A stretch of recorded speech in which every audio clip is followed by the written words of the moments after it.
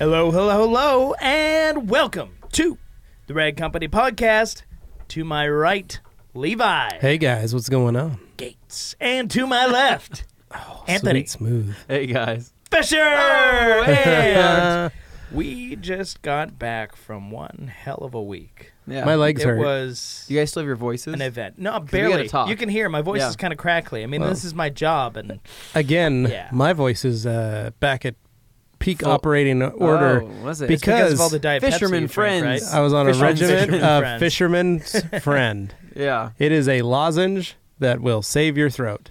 But tastes And, disgusting. tastes horrible. disgusting. It's Disgusting. something that is absolutely horrific to have in your mouth. Now, they do have a fruity version that's actually not so bad. But The problem is you cannot find it anywhere. Oh. It is effective. It's just very, very hard to find. Well, so then Ivan, when he was here, gave He us brought us- a version of it. But He it was brought us the European the version, black licorice version. the black licorice version. And that, yeah, I spit That was out. even It's- worse. That was somehow. even worse. Yeah. And he was- warned you beforehand. He's like, okay, now this isn't like your nice U.S. fisherman's friend. This is and the like nice old U.S. school- fisherman's friend is like it's already bad. is like getting smacked in the face with a wooden oar. Well, and then- by and the then- fisherman's gnarly. friend. And then that his version is like somebody grabbed that and put a bunch of salt on it and Right. said, "Now suck on it." They just You're dipped like, it in the ocean, like in some heavy salt water, it's just concentrated. it's just a drop of salt water is what it is. with a tinge of black licorice. So it's like a little lick of Like, Jägermeister this is so at the end, salty. and you're just going, It's a s- oh, oh. Well, I say it's like, yeah, I think it's more like back when I used to drink. It's like if you decided to have Jägermeister and then you put a whole bunch of salt. Yeah. Like you just shook. Like if you made a salt Jägermeister margarita and you just salted Yes. the rim, but then you spent your entire time drinking just like on the rim. And Yeah, then- it was very oh. salty. pour a little Red Bull in there. You got a Jaeger bomb. Am I right? No. Everything about this No? is disgusting right Yeah. now. I think our Sick. listeners Let's are move tuning out on. in droves Moving because they're on. disgusted So anyway, thought of it. So last, my voice is yeah. good to go. So- SEMA episode, guys. So last you guys heard, Yeah. we were in our house, Kitchen. right? Yeah. We were kitchen. We were shooting the main show. Matt Mormon stopped in, and we had Just already walked talked in. about. We had talked about the drive down. Yep. We talked about pretty much Setup. the setup, everything up to that point, but we did not covered the actual SEMA week. So we have a lot to Yeah. talk about. No. There was involving that. one fun event that happened that we forgot to cover during the thing because there was so much, and Matt was there. We wanted to talk with Matt, but our own John actually Yeah. turned into a celebrity overnight. Yeah, Sunday night we went out to dinner with the guys from Lake Country. At least to one guy he became. Yeah. Great dinner. Yeah. Went to a restaurant called Andrea's at Yeah. the Wynn, and it was great. Food was amazing. super good. Right? Yeah. Pretty Super in there, good. Yeah. So we're leaving, and we went to one of their outdoor bars or whatever, and we just hung out and watched the. It's like a patio and watch there's the a little show. Like a waterfall thing. Watch Yeah. the Yeah. waterfall like show that they have. Kind of a trip, man. Like Yeah. I was sitting there watching it. I'm just like, I've only had a drink, and this is kind of playing with my eyes Yeah. here. Well, they're playing "Oh Yeah" by Yellow, and it's on the. You feel like you're suddenly in Ferris Bueller's Day Off. Yeah. It was strange. But So we watched that and hung out. You could probably check it out still in our stories and stuff. But we're walking back to the car to Yeah, get in the through get the parking garage. through the casino. And as we're walking through the casino, this drunk gentleman stumbles up. He was a tall dude, but he was kind of leaning over. Yeah, and stumbled up hobbling. to John. And if you guys know John, and maybe you've seen our videos, he's got a very big beard, a prominent beard, and and very short hair. slender top. build, slender Very build. slender. Yeah. He's got that farm strength. Yeah, Yeah. we call him Country Strong. And he's got Yeah. tattoos. Yep. Yeah. Oh, good. We're going to Okay, be putting a good. picture up in here. So, John is walking up. He's leading the crowd because he's kind of our natural leader. He gets up to the Drunk guy, yeah. to the elevators, and the Yeah. drunk guy is getting off, and the drunk guys starts swaying, and he goes, "Whoa, bro! I thought you was in jail." And John goes, "Excuse me?" And he goes, "Bro, I thought you was in jail." John's like, I think you got the wrong guy. No, bro, you're Conor McGregor. There was That's what he didn't- says. It took him a second to get to that point, Yeah. but he was just he was intense. So like He was his body in John's language face. was all over Well, the it place. was- He it was was- swaying towards His John. body language was just drunk body language. He couldn't yeah, stand up. He couldn't stand up, but he got within inches of John's face, and John's going fight or flight right now. How do I de-escalate this, because this guy's clearly on a different plane right now. So Yeah, How's and that just so gonna everyone knows, turn John out? doesn't flight. from anything. No, Yeah. John's He would knock the guy solution- out, Yeah. or he would bring him to the ground and sit on him. So, that's what he would so do. the guy says Conor McGregor, right? And we all were like, wait, We all walked what? up at this point, and and we all all were walked laughing. up, and we're starting to chuckle, and then And we're not in rag company gear. or No, anything. none of We're us all were in just rag like our company outfit. and We're just I don't think dressy that clothes. John technically denied it, but then the guy immediately said, "Oh, is this your crew? Are these your boys? Are these your boys?" And it's just us walking up. We got Jeff, And- yeah. we got Tim. Tim, we got me and Levi and Dane, and I just get the impression we're really not the kind of crew Connor would roll with. yeah, I don't know, I've seen not. it. They I mean, you look got pretty normal. sleeves, you But got John's your- like, yeah, these are the guys that are with me, and he's like, oh, bro, that's so sick. Like, it's Yo, so bro, good to meet you, bro. Good to meet you. bro. Glad you're out. And all this stuff. And so John just was like, all right, yeah, dude. Nice seeing you, dude. Have a good night. It's like, just be let this safe. guy Yeah. have this so he can go tell his friends Yeah. he met Conor McGregor. Be Yeah. safe. So we get into the escalator, and we're like, what just happened, right? We're all cracking up. And that's when we were like, I think it was Dane that said this. Oh, He's yeah. like, yeah, dude, you're Johnner McGregor. And that set up that And then John nickname. started laughing and goes, Johnner is my nickname that my family calls me. Oh, so I didn't realize that's that. totally fine. We can Dude, use okay. Johnner.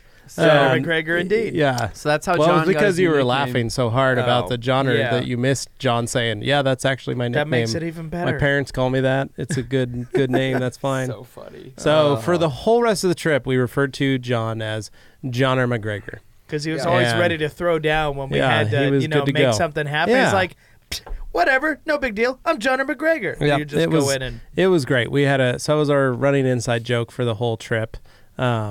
And anyway, we had a great time, stayed at the nice house.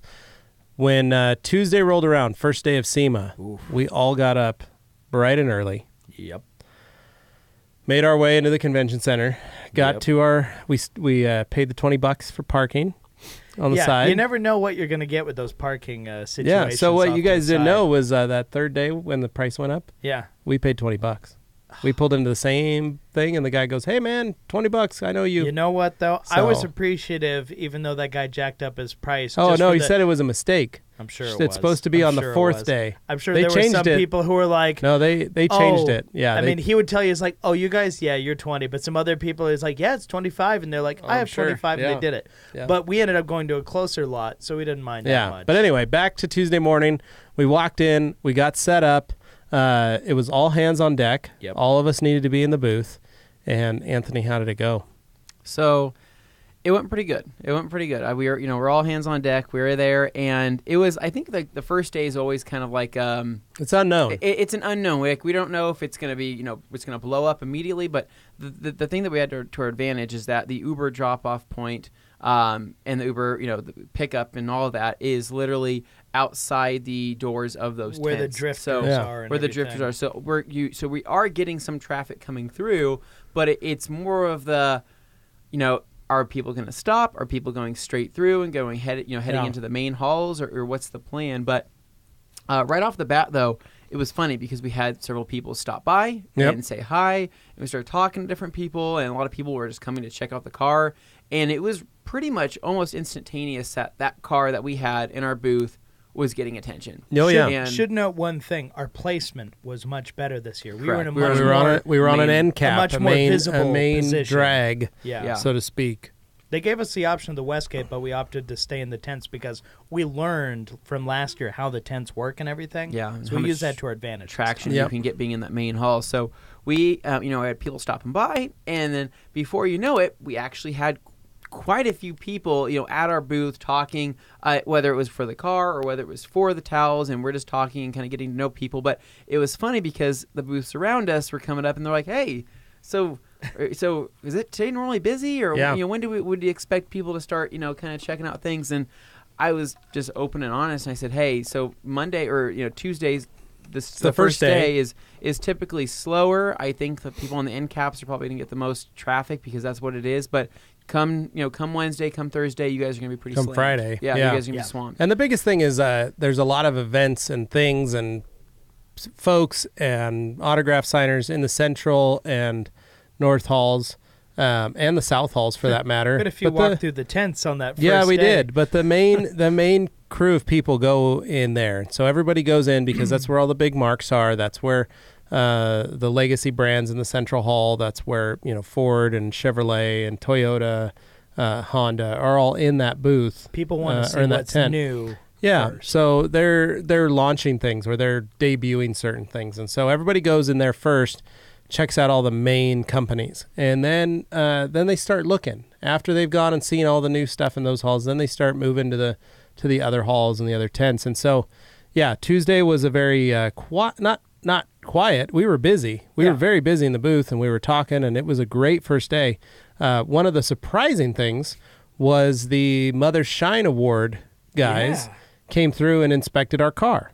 Yeah. And we didn't sign up for anything. Anything like that. No, well, what it is every car that is entered, when you fill out your vehicle application form, it is entered into the Mother's Shine Award. So it just instantly becomes part of that. Yeah. But what they do is they ask you to tell a story and talk about the car itself. And I had provided the Hot Rod Magazine article. I had added that it was the Good Guys America's Most Beautiful Street Rod for 2016.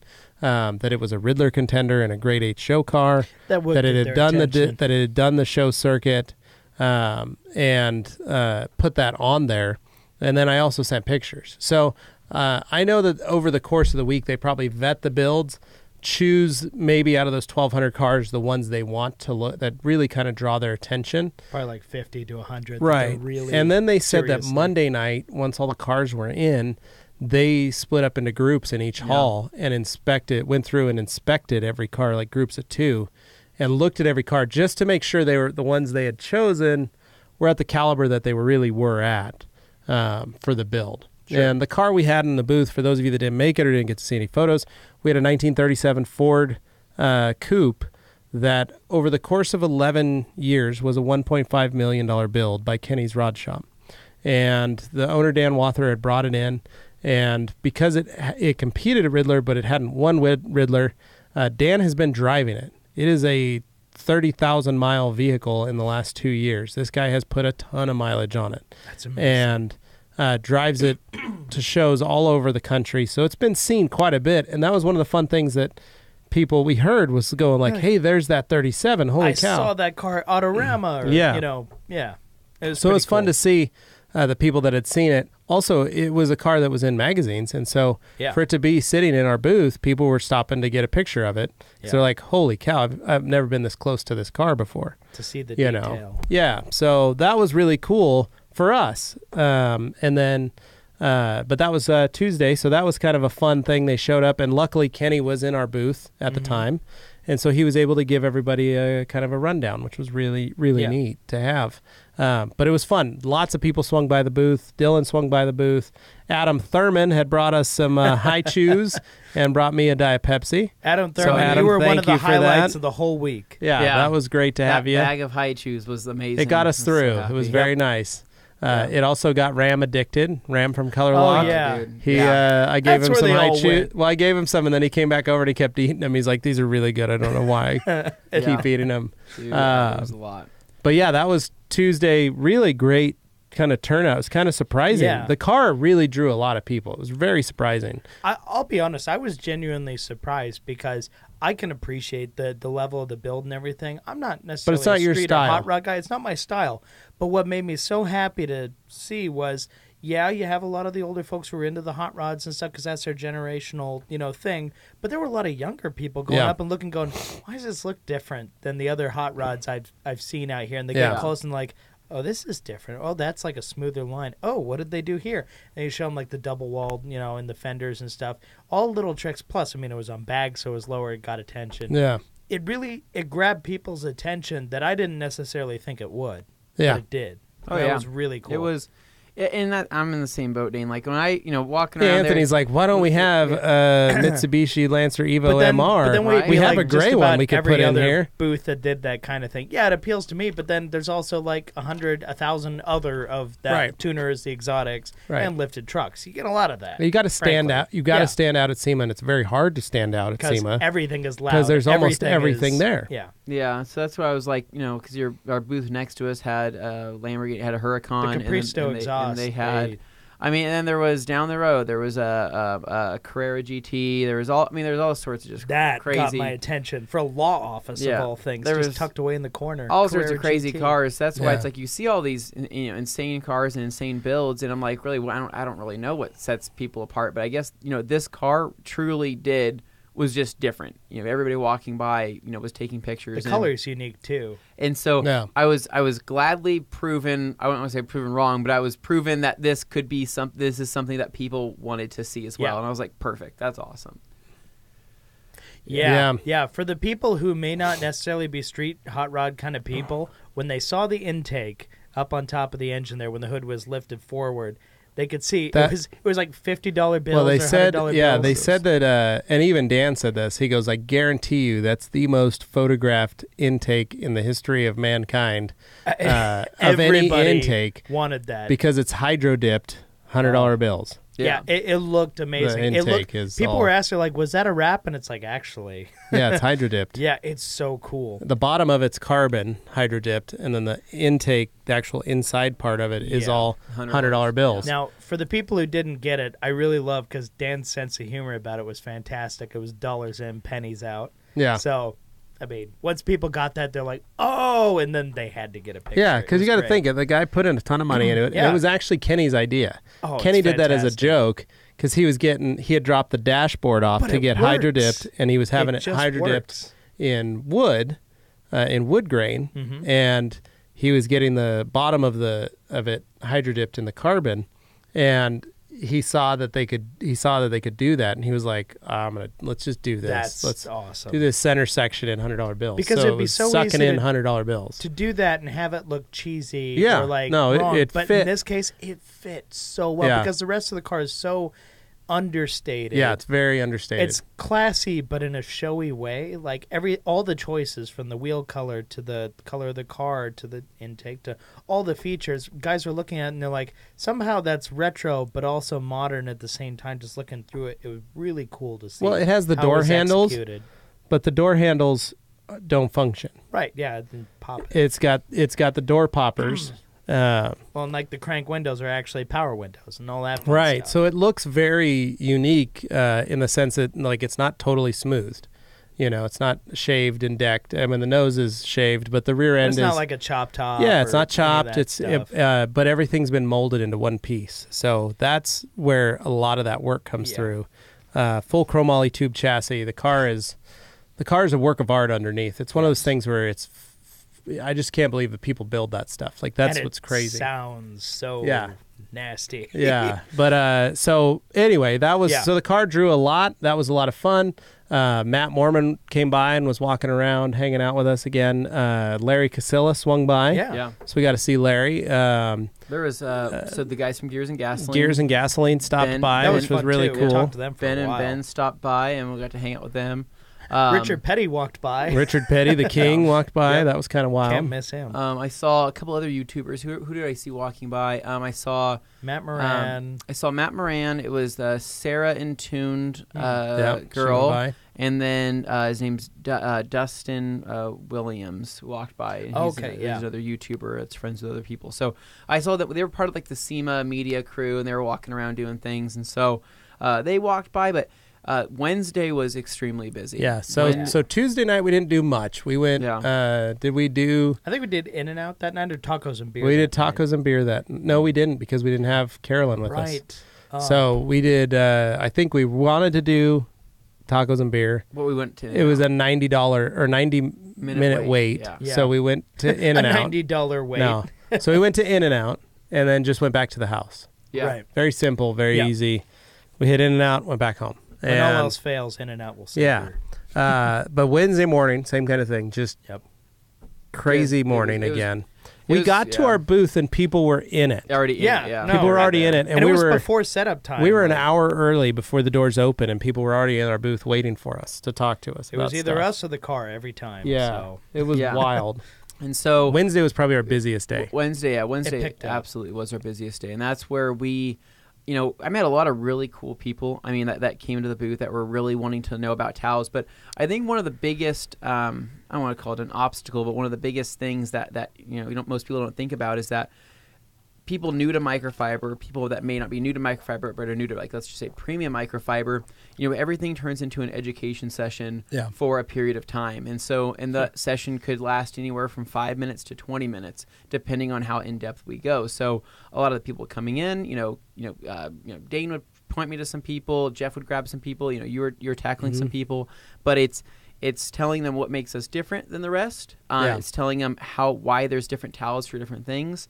And a lot of it's sitting there and talking with people and then not really knowing, this isn't a bad thing, but not really knowing where the conversation is going to go. Is this 20 minutes going to lead to a, cool, can I have your business card and, let's link up? Or is it going to turn into, well, thanks for sharing the knowledge, right? So it's not a bad thing either way. No. But it's one of those things to where I was realizing that with all the people that we had in our booth, because all the other companies were looking at us like, wow, you guys brought a big team.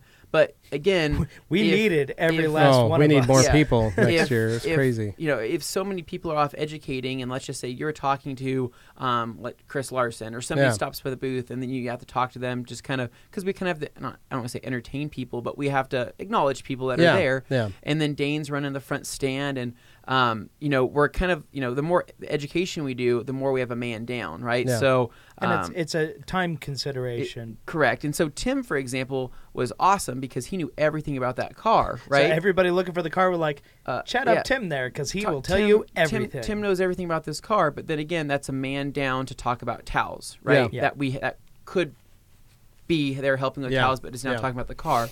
And so from like my standpoint, I think to myself, ultimately we're there to make connections. We're there to, talk towels, and we're there to, I guess, sell things at the end of the day, right? We have to put food on the table. Yeah. It is a form of marketing, though, just putting your best foot forward and making people recognize you and see you. Yeah. And so, but then, where do we split that road? Because when we have people there for the car, right, and we have people there for towels, at what point do we deem which is more important, right? Yeah. Like, where do we shift that I don't know. Where do we shift that to? And so, I mean, for some of us, like me and Levi and you, Dane, like, we know a lot about the towels. Tim knows a lot about the towels, but we had to determine, okay, well, who can talk about this car? Because we have people wanting to talk about this car with questions. There's tons of people that would, and then we'd Dan say, hey, how's it going? And they're like, tell me about this car. And then Dan and Kenny, may have been off doing something. The so builder, it's just, so I remember there was a lot of times where I was just like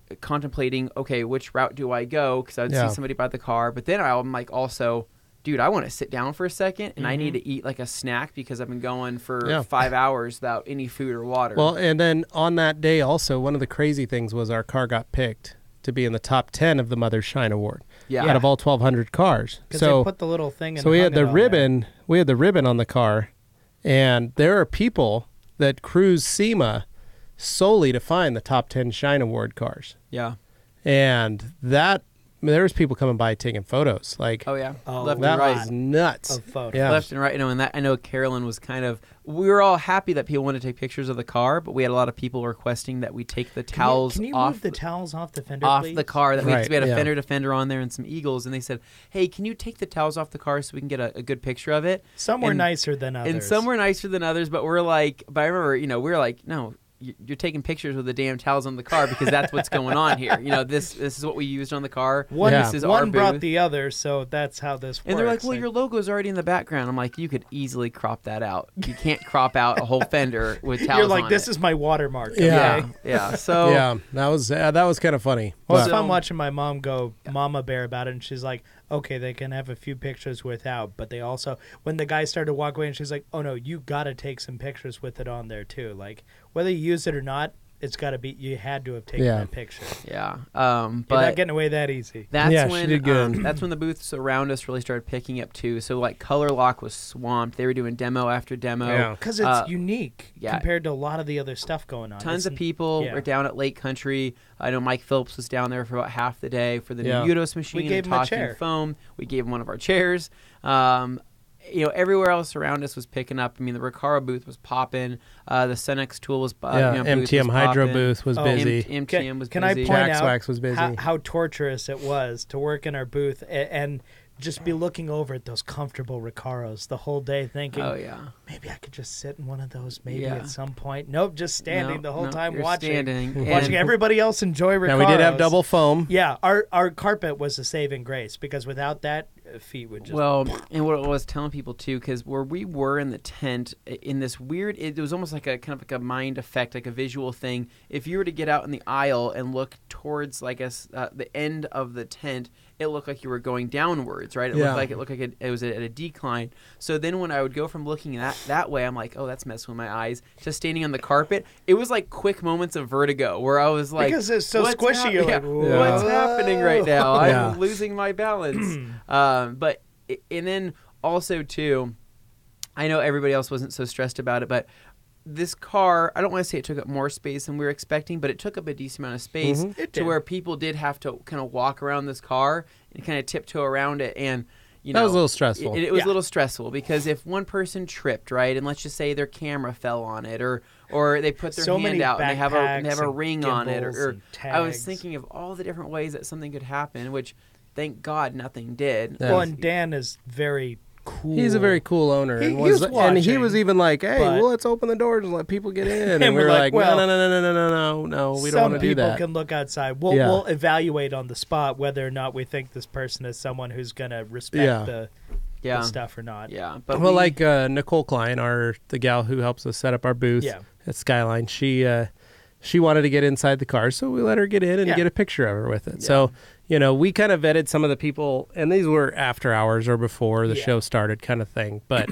not during the show. Because, No, I mean, you do we that had in front of one person, thousands. everybody's going to want that thousands of people walking by. I mean, it was crazy how much. well, I will point out one thing as far as you noted that the other booths were looking at us like we were crazy for having as big of a team there as we did, but we needed every last person. Oh, yeah. You'll note a lot of the other booths, whether they're big or small or whatever, if they had like maybe 2 or 3 people max for the same amount of space we occupied, they were mostly just like, oh, hey, here's this thing. But as far as the educational aspect, I don't think in many cases they were going as deep into educational side of things as we so did. You never know, but you needed a lot Color of Lock people. and Lake Country, I believe it, but there were some others where I'm just seeing like somebody just giving them a thing like, here you go on your way, like here's a discount. Go on your way. Analyzing it, I was thinking about this quite a bit because we did have a big team, right? And we were using this team, to the best of our abilities. But the thing is we were trying to touch every person. Well, not physically, but you know what I mean? We were trying to say, hey, talk to every person that came through the booth, say hi, say hello. And for the teams that only had, 2 people working in them or 3 people working in them, and they would have other people that would just walk off and go wander and whatnot. Yeah. I think that they accept the fact that they're not going to talk to every person. I think that they accept and they say that's normal. Well, and I think that's all they can spare. Yeah. I think they come back and go, man, would have been good if I had like 3 or 4 more people. I probably could have gotten more leads. Yeah. But maybe they did all right with 2. Yeah, so that's where maybe I'm like, that's do they just cut their losses and say, hey, we did the best we could, and it is what it is. But I know for the way we think is, it's not that we want to lose leads. It's just we want to make sure that we're giving attention to everybody that comes into the booth. Yeah, and that everybody that want wanted them to feel left out. I want to create the best impression for anybody who comes in there. Feel like, oh wow, these people actually care about what I think and what I have to say. Yeah. And we'll give you the time of Now, day. We will. My favorite thing was hearing how many people came by our booth, didn't stop to say hello because we were so busy. Oh. Yeah. So I mean, that's flattering, the but- engine bays, Yeah, they were there. they said they came by 3 times, and we all were busy. Every single one of us was swamped. They said our booth looked amazing. It was hopping. Tons Next of time, people guys, in the just booth. come in anyway. And they were like, we didn't want to interrupt you guys. We didn't want to take away from sales. We just wanted to come up and say hi.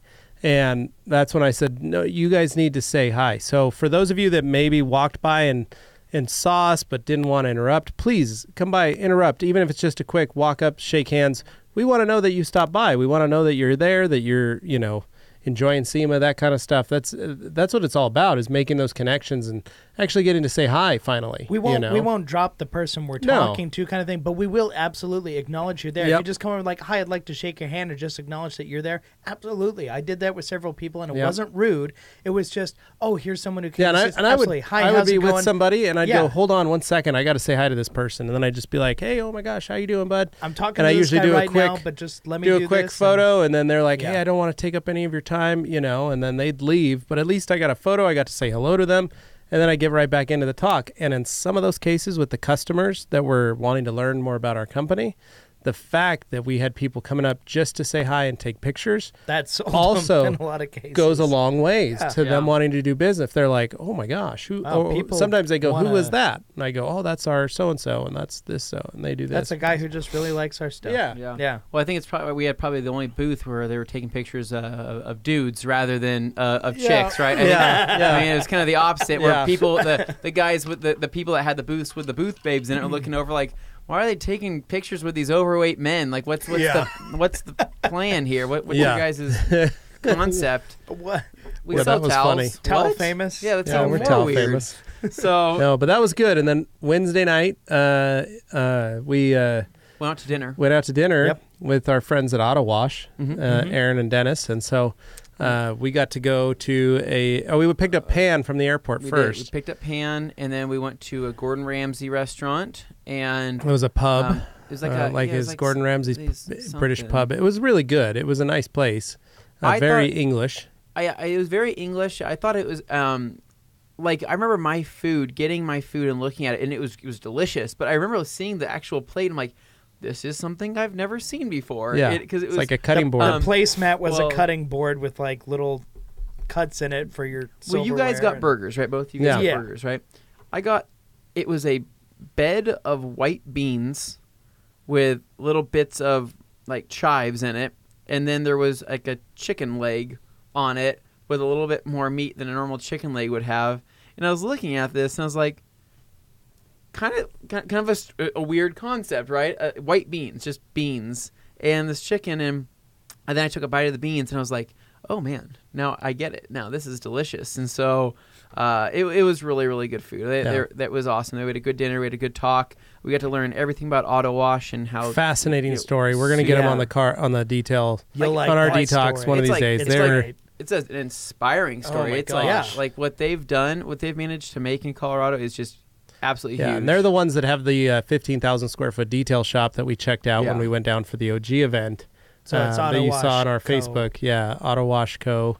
And just phenomenal. It's really cool to see what they're doing and what they're capable of doing, and just to hear the story. It's husband and wife and how they made it work. I mean, different than you'll expect. That's what I like just about it. awesome people, sweethearts. We just had a lot of fun with them. Dennis and I, I talk with Erin, the wife, a lot. We text back and forth, but I haven't had a chance to really just sit down and talk with Dennis. Have a real conversation. Yeah, and we talked about just being dads and kids and how things are going and all that kind of stuff. And that was really nice. I really like them a lot. I perked up when I heard BMW 850 Ci. Yeah, he's a BMW nerd and loves BMWs, so that was really cool. But yeah, so great people, had a great time at dinner with them.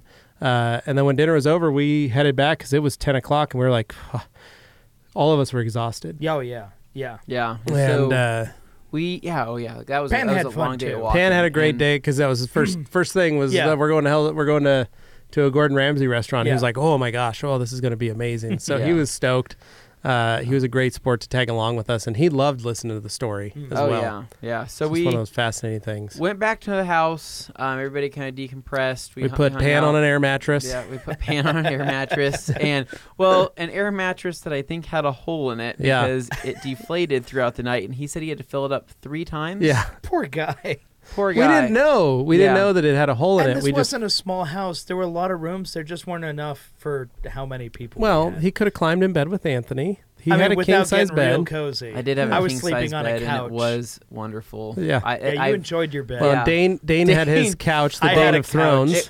It was the Dane of Thrones, right? And it wasn't just an ordinary couch. This was like some L.A. It was a weird high-end- IKEA-y couch, Yeah. but like a White higher leather. Quality. It was interesting. I created a base layer with a real thick, fuzzy comforter. Well, And then every I added time we'd some walk blankets on up, top. I'm waiting to see him with like 2 girls, one on each arm, with a big old bowl of fruit between his legs. That's what I that they're kept thinking. feeding Maybe him. feeding him like grapes. a big old drumstick. Like, Like, yeah. well, I'm like, more. this truly is like Oh. some medieval Yeah, stuff the blankets going look on. like furs. All I so- can say is I probably have sleep apnea on the elevated position for my head on like the corner where it's like It looked like if the Michelin Man was a couch. Yeah. Is what it looked like. Yeah. But it elevated my head, and I was like, oh, I actually slept okay on this. Pretty nice. I don't need a bed anymore. I got this couch. And everybody's like, yo, Dane's weirdo. like literally going to be searching for that couch on the I internet. was surprised. And Really surprised. he may be swapping the bed out of his house for this maybe. couch. Yeah, he's That's gonna how have- good he kept commenting every morning how great he slept. Yeah. It was a good night's Well, sleep. and I think he's going to make Liz dress more medieval. Yeah. And then start having her like fetch pails of water Oh, and jeez. and things like that for his Pails of water. for his throne room. I don't know, whatever they Liz, do. draw me my bath. Yeah, well, kind of. Wow. So Yikes. Yikes. I doth say my weekly bath, maiden. Weekly. I don't know. Maybe It's you just like like to flies in bathe the like water every and stuff. 5 days. I don't know. Gross. So Wow, that took a turn. Anyways, Back to- so next thing you know, it is Thursday morning, right? Yeah. We're getting there Thursday, and it was funny because we're at this point. Pan hasn't been to SEMA yet. No. Pan had not been to see me yet, but Thursday's we're the first we're day. already starting to lose our voices, right? Yeah, We're starting and to we're all feel it. tired. We're tired. We like lost them every day. And Yeah. then we got them Over. back with Fisherman's Friend. Yeah. No, well, I don't know. Fisherman's Friend, if you're listening, Levi Gates loves your product. Yeah. So we end up getting to SEMA, and first things first, we went to the booth, showed Pan around, basically said, here's the booth, here's home base for you. And then me and Jeff had to head over to the PNS booth. Yeah. So we took Pan with us on the walk to the North Hall. Yeah. And that's when Pan really got to see SEMA, and he was like, oh, wow. He didn't know what was coming. This is huge. I didn't know it was this big. He didn't. Yeah. He was like, oh, this is cool, like seeing the tents and stuff. He was like, wow, performance facility, this is great. And then we walk out and he's like, oh my gosh, look at all these trucks. Wow. And then we walk into the South Hall and he's like, oh my gosh. Like, and then we took him through the Central And Hall you're like, and then this through is Ford just a and then little through. chunk of it. There's No, more. I kind of gave him a little bit of a weaving tour, and he was just like, and we were with Tom from Buff Bright. He was walking with us too, and he was just like, Pan couldn't believe it. And then into the North Hall, we said hello to everybody at Optimum. I did not get to say hi to Ivan. I felt so weird. I didn't get to I say said hi to any of those everybody guys. in the group, including Sylvie. Oh, did Did you? not get to say hi to Ivan because he was in the middle of doing a video with Michael Phillips, who Mike Phillips got around SEMA this year. Yeah. He was moving. Yeah, he was. AutoGeek scooting. did not have a booth this year. That's why. So he Gotcha. was able to do all kinds of stuff in everybody's sorts of booth. things. But Auto Geek Mobile. yeah, but then Jeff and I went over by Flex, said hello, said hi to everybody at Flex, and then made it to PNS, and we posted up at PNS for the next hour. Yeah. And we were just running the booth on the back end while you guys were off doing that, and it was busy. Yeah. I mean, Wednesday could have been the That was- most busy day, yeah. but Thursday, I think, Thursday was morning. right up Yeah. there with it, because Thursday was just... Dude, it was Madness. so. Yeah, we were at the booth, and I remember being like, "Crap, there's a lot going on." But you had Juan, you had you, Yeah, John, Juan was there. the two of you, Juan, and Carolyn. Yeah, So there were still 5 people in the booth. A there- lot of people came by Yeah. asking for Pan. Yeah, so many people are coming by looking for Pan. There's people Or Matt, asking for Pan or too. Matt, and it was like, hey, come back a little bit later. He'll be back in a little bit.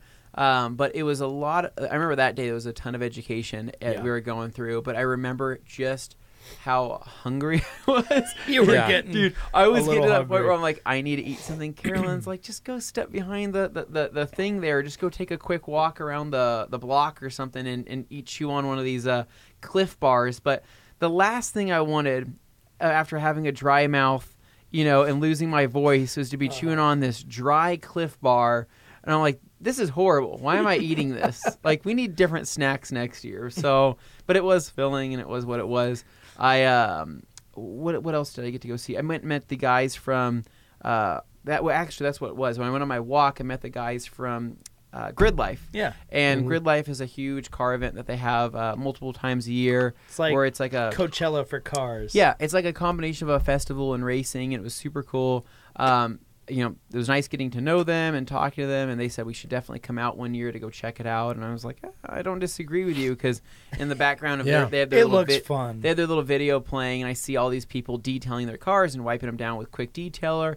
and then just these ratty rags. And I was looking at that, and I was like, that haunts me right HDX specials. Yeah. I'm like, that haunts me. At best. And they had no idea. 90% polyester, 10% polyamide. So I made only sure the finest. I made sure to drop them off a couple towels so they could feel, hey, this is what a nice towel feels like. And they were pretty happy. Yeah.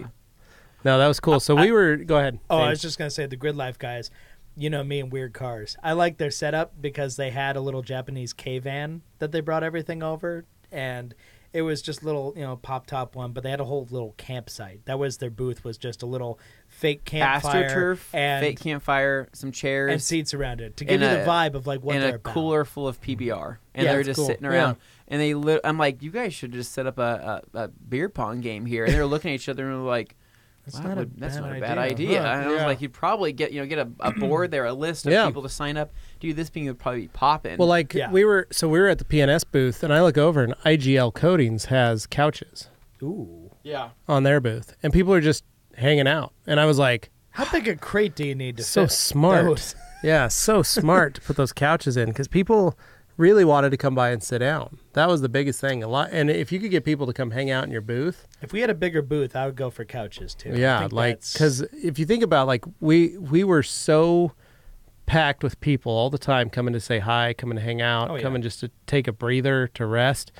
If we could do couches, and if we could get in the North Hall, we could be a congregational area where people are coming to hang out just to hang out and Yeah. tell Come stories on and by, talk guys. and be with us, and that's something to think about. So, but yeah, we had a good time. Pan and I got interviewed by Rennie. yeah. It's on the Rag Company channel. We did a live video. Saw That Matt was did, great. too. Yeah, Matt did one as well. And then, but then we walked back, and again, I took kind of we left Pan, said we're going back to the booth. Find your way back, have fun. And Pan was like, "Oh, this is gonna be great." He'll have fun. So he wandered around, and I think he took about an hour, and then he showed back up to the booth, and then he worked the afternoon in the booth with us, and had a great time. And then Thursday night, we all headed over to Top Golf. Yeah. We headed home, like we packed up quick, and This was like the event that we were looking forward to all week. this was our TRC appreciation event. We invited some industry guests. We invited all our distributors that were available, and just friends of ours to come hang out with us. And the Hennens kind of run this business as a family, and one of the things that they like doing every year is they have a party at their house on the 4th of July. And it's the same kind of thing. Just come, hang out. There's stuff to do, but let's talk. Let's just have fun together as a group. And that's kind of what Top Golf has allowed us to do, is just kind of, we had food out already. There was food available, the different types of food that we had bought. We bought some sliders. We bought some wings. We bought, It was like there finger was some food. vegetable platters. There was chips and salsa and guacamole. And we just opened it up. Oh, And yeah. said, come hang out and play. Sorry, I Pepsi's burped. getting to you, buddy. there? Yeah. What's coming up? But we just opened it up for everyone to just kind of hang out, and that Yeah. was really the fun. And we invited Color Lock, we invited Lake Country. We couldn't. That's the thing. We couldn't invite everybody, and we felt Yeah, bad we about invited that. Jack's because- Wax. There's always people where you're just like, I want to Yeah. But bring we actually everybody. were limited on people, and we were went, limited, and we went and over what we didn't realize was we invited those people, and then they brought either a Some significant people, other yeah. or somebody else with them, and so we kind of went over, and that was like, oh, we're in the next Uh-oh. price range. Okay, We're still like a mom and pop, man. yeah, it was. So we can't be balling too hard. Like we were kind of limited on that, but there was It plenty was of still space, fun to have everybody there. plenty of space to golf. I mean, we had four spots open for people to hit balls, and it wasn't really. Nobody was actually playing a game of actual Top Golf and aiming. I think everybody they were was just just But kinda that like, was I'll fun. step Everybody in. gets to take Yeah. a couple swings, gets to take a couple whacks. They get to, everybody gets to kind of mingle. There was Man. 4 different booths, and so we kind of just moved between all the different Happy booths. Gilmore over here. Yeah, but it was Yeah. fun, and it was one of those things where it's a nice view, it's relaxing, and it was fun to just hang out. It was fun to see Jace and Chris Larson sitting in a corner talking. It was Yeah. fun to see all the boys from KXK hanging out, see all the guys from Kenny's Rod Shop hanging out, talking to the guys from KXK. yeah. That's what I was excited about, was the networking of like people you wouldn't expect to Yeah. be talking with Yeah. each other and stuff. Was Yeah. really cool. Yeah, we had Yeah. we had John from Clean and Hull, Shiny yeah, UK. We had Patrick. we had everybody. Pan and Matt Mormon. Were Pan and talking Matt for quite a Mormon while, sitting there yeah. talking. We had the guys from IK. We had Scott from Koenig. Scott from Koenig Wheels. Yep. We had a good time. It was just fun to have everybody there and everybody just enjoying themselves. Honestly, and that was I just really wish cool. it could have lasted longer. Because, Me too. I know, the time. We had a 2-hour block, and I was like, Well, we actually extended it by 30 minutes. Wow. I know, but it didn't Which is feel crazy, like it, right? It Because just the party flew started by. at 7:30 and then we were done by 9:30. But we were like, it's still going. Can we add time? Yeah. And so we rented another 30 minutes to have when the 10 space. o'clock hit, they were like, boom, all yeah, right, they're like, have everybody fun, out. guys. Yeah, and we Get were out. like, wow, okay. But 10 o'clock was a good time for us to, because we could go home and everybody else had to work also. So it wasn't like, oh man, no, let's go to the bar next. Like, no, everyone was like, we got to be at the booth in the morning. So, but it was fun. And that was what it was all about, is just that hangout, that friendship time, to see everybody. I think Pan released his video tour of his day 2 or his day 1, which actually has the Top Golf night which is in cool. it. So you guys can check that out. So you can see some of the footage that he got. He did get me cranking one out there, Nice. and I was just like, and it was a straight one. It wasn't one that curved. I didn't slice it. I was like, perfect. Yeah, that's a great one to include. in That's this flattering. video. Thank you. Yeah. So, but after that, we went home, said our goodbyes, and then next, it was Friday. It was Friday morning, and we were like, oh my gosh, last day. And the three of us made a beeline over to Koenig. Yep. And that was something we've been wanting to do, is hook up with Scott Weiss of Koenig. And it was good to have, we went by and saw him during setup on Monday, swung by, and then Thursday night he came to the booth, and then Friday we went and did just kind of a live Instagram video with him. We are going to get him on the podcast. And one thing that we noticed with the detail industry is we've noticed that there aren't many companies who are combining with the wheel companies to actually learn about what goes into a wheel, on how it's manufactured, or what the coatings are, or what type of, products they recommend using. So many times we get just a wheel cleaner that say for this type of wheel, and as detailers we try and learn what type and what finish is on it. But to actually sit down with a wheel company and actually talk and learn some stuff really is I think is going to be more and more valuable as we go. So one thing we've wanted to do is try and set up that relationship and that friendship. And Anthony kind of already has had that relationship with Koenig. And so we've just kind of grown upon it and really tried to work it out. And they're really cool guys there. And we're really excited. The rest of their team was super cool too. All those guys. Super fun.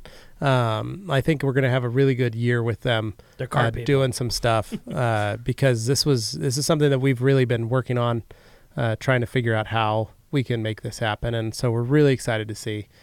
So Scott, if you're listening, you and your guys, really gracious. Go listen to Scott's podcast, Behind the Wheel. It's the Koenig podcast. You can find it on iTunes and Stitcher. They talk a lot about just business in general. They talk about what's going on in the industry. They talk about cars. They talk about a little bit of everything. It's a really great podcast to listen to, and he has lots of guests on. And so we want to bring him on and have him in the on the air with us as well. Fun. So then we made it back. Basically, though, Dane and I took a quick detour. You headed back to the booth. Dane and I took a quick detour because there was a 42 Chevy pickup that I had to get photos of. That was a beautiful I saw it when I walked truck. by when I was headed to PNS, and I didn't make a chance to get back over there on my way back. And so I was like, I have to at least get photos of this truck. I have to look at this truck. It was some kind of paint or coating company that had it was in their Exalta. Booth? Okay. I'm not it was in familiar their with booth, and it was also a shine. It was also a top 10 I car. believe it. Looking at it, That thing was immaculate and beautiful, and that was a play on the original factory colors.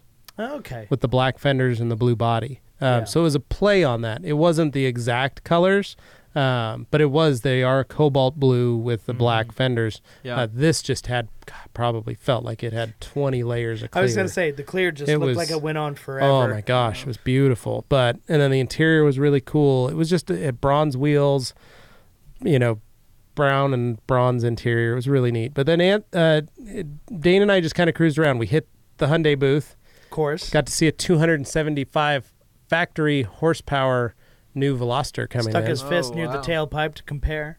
Huge tailpipes. Factory. Fisted some tailpipes. Okay. They're like that. It's the new N division of Hyundai, led by Bierman. The Nürburgring So- AKA division. Mr. Yeah. M. Yeah, Oh, M. Mr. They said M. N No, division. No, Mr. N so- is well. It's the whole So thing. Bierman, who founded the M division for BMW, is spent the last 2 years with Hyundai High performance machines. developing high performance machines. So the man who's responsible for the ultimate driving machine is now behind the wheel at Hyundai, developing their new high performance machine Ultimate line driving machine. to create an ultimate driving Hyundai. More. Yeah. So, that's but yeah, funny. so Wow. this was the launch of the N line, and so we got to see some Velosters that Yeah. were pretty neat. Which Looked like you- they could be which pretty you wild. think that nobody would say that ever Right? about a Veloster. Right, but you look I'm at the about the Veloster. But you Of look at the course kind you of are. stuff and you're like, It's a wow. weird car. Well, it was just wild to see and go 2-liter turbo, 275 horsepower out of a Hyundai. Yeah. Like, we're going to hit a 300 horsepower Hyundai here pretty soon and possibly all-wheel drive. welcome, which is gonna get nuts. Welcome to 2005, Right? Hyundai. Yeah. So You're pretty, doing it. So it's neat to see that they're actually making the moves to do It's a some of this chassis stuff. tuning that they needed to improve in Yeah. the past, and I think with this whole N thing, they really are actually Yeah. changing. So we went things. there. Then we went to the Chevrolet booth. Yeah, Got saw to the see new Blazer. got to see the new Blazer, which I kind of like. In They- person, it looks a lot better than pictures did. Yeah, To me. yeah. They basically put the Camaro front end on an SUV. Yes, it's still a crossover. It's so still a crossover, but it's all-wheel drive. I kind of look at it like a BMW X5. Yeah. Like, you could build a performance edition of that car, but it has a Camaro dashboard in it. I was thinking more So the like a Camaro comparable interior. to like the Jeep Cherokee as it Well, sits Dane's first You vehicle could still was a build a Blazer, Trailhawk. So now. Well, yeah. You know, your they first have vehicle was a or Blazer, the so you Trackhawk. had flashbacks, and you're like, Yeah, oh my gosh, Dane's like, oh man, Blazer. this Blazer. If only the top. I came remember off. the first time I kissed a girl in this thing. What? Well, Actually, that might be true. I'm not sure. Yeah, but it was. But anyway, we got to see that. I got to see the new Trail Boss Silverado, which I really Yeah. want bad. I really like that truck. Now, That's his front ends. after seeing the new Rag Coma, I'm Anthony saw his Tacoma. so the new Voodoo Blue TRD Pro for 2019. I love that truck so much. I think I don't know, and I don't know if it's just because it's the special it's edition. of basically something. this. Well, blue. so you'll get the Rag Coma. I'll get the Rag Boss. We were thinking about calling it the Rag Taco, but I think Rag Coma sounds Rag better. Coma sounds better. Let's and be then honest, they all sound kind of bad. You'll have but- the Rag Coma. I'll get the Rag Boss, Okay. and then we can have our cool trucks. Yeah. And then we'll look cool. We'll talk to Jeff about buying them for us first Yeah. because we can't really afford them. Well, that's So, my deal I is guess that I if, just had the if Regovo. You the just Ra- keep the your Rag Volvo the Rag Volvo. The Rag Volvo, yeah. But, But- anyways, getting back to the booth. But anyway, we got to the booth, Yeah. wandered around. We ran into Sydney and her Yeah. husband there at the Chevrolet booth. Got to see a wicked Laguna race That- car. That's the first time That- I've ever looked at that body That style. is one of my and thought, oh. that's badass. So those of you that know me, I have a 76 Oldsmobile Cutlass Supreme tattooed on my arm, That which he is that does. same body style that carried the Monte Carlo and the Lagunas of that same year, as Yeah. well as the Pontiac Grand Prix was also that year. The Laguna Yeah. was one of those wild cars that Chevrolet built that they made a Monte Carlo and the Laguna. And the Laguna was just a funky car. But this thing was so wicked. It looked so good. And the Monte Carlos of that year I always thought were really ugly. It's the face, man. It's And simple, it's the same, but yet it's somehow so it's the ugly. same cab, the same center section. Yeah. They just put a different end and a different front end on Yeah. the back end and front end on all these cars. Back end look. But Good. this looked great, and it Yeah. had a supercharged ZR1 motor in it. A new nice. supercharged ZR1 motor in it. Yeah, you're And- talking 750. Oh my plus. gosh. It looks so good. And I was like, I want a Laguna. But my Yeah. dad had one as a race car back in the day. So I had to take a picture of that. I was like, oh my gosh, that was when he was sponsored by Pepsi. Choice of a new generation. So back to But the anyway, booth, so 'cause Dane we and I actually made it have back a to the booth. Yeah. And Yeah, so we while made you it back to guys the were booth. gone, that's when I was holding down the show, and it was just a few of us. Pan was there for a while. Matt stopped by.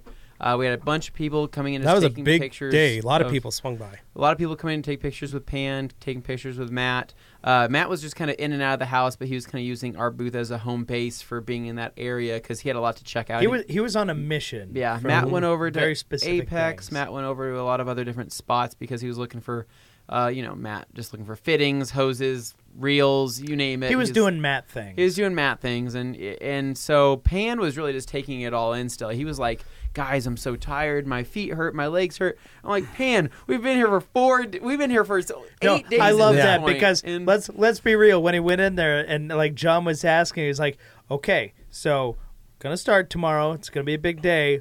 You ready for this? You make sure you get some sleep. And Pan's like, oh yeah, I got it. I got like real cocky, just like, oh yeah, it's gonna be a great day. Then he gets there one day and he's like, whew, okay, I'll get it now. And we're like, we've been doing this for 4 days already. Yeah. So, but no, it was pretty cool. I met some more, a lot of cool people in the industry. I mean, in the detailing industry that I hadn't met before, that followed us on social media. A lot of them were guys part of Rennie's crew, the Detail Mafia.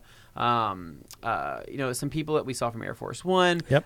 Adrian stopped by. Yep. Adrian stopped by. What's up, buddy? And so, I'll be repping that hat. Super. I brought mine in today. Did you? It's in my office. Super detail. Nice. Yep. So he stopped by, and we were taking pictures with more and more people. But there was one person that came in.